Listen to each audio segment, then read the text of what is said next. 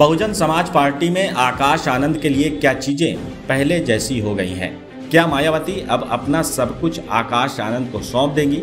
इन सवालों का जवाब बसपा सुप्रीमो मायावती की बातों में ही छिपा है।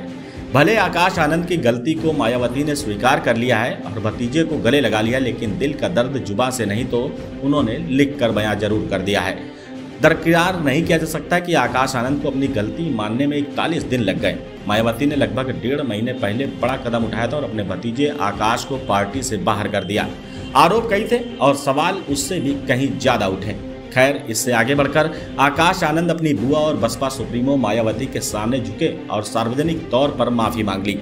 आकाश के इस कदम के बाद मायावती ने भी देर नहीं की और कुछ मिनटों के बाद बसपा सुप्रीमो ने आकाश को दोबारा पार्टी में लेने का फैसला ले लिया। मायावती कह रहे हैं कि उन्होंने आकाश आनंद को एक और मौका दिया है। एक्स पर किए गए एक पोस्ट में मायावती ने लिखा कि आकाश आनंद की तरफ से एक्स पर आज अपने 4 पोस्ट में सार्वजनिक तौर पर अपनी गलतियों को मानने, सीनियर लोगों को पूरा आदर सम्मान देने के साथ ही अपने ससुर की बातों में आगे नहीं आकर बीएसपी पार्टी और मूवमेंट के लिए जीवन समर्पित करने के मद्देनजर इन्हें एक और मौका दिए जाने का निर्णय लिया है। एक अन्य पोस्ट में बसपा प्रमुख ने पार्टी में अपने स्वास्थ्य उत्तराधिकार को लेकर चल रही अटकलों पर बात करते हुए कहा, जहां तक मेरी बात है तो मैं फिलहाल स्वस्थ हूं और अब पूरी तरह से स्वस्थ रहूंगी।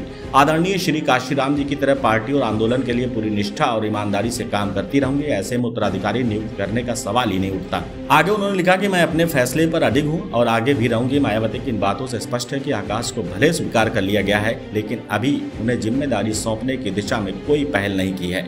उत्तराधिकारी को लेकर मायावती के पोस्ट के मायने ये भी निकलते हैं कि आकाश आनंद को शायद इस बार पार्टी के भीतर लंबे समय तक मुख्य राजनीति से दूर रहना पड़ सकता है।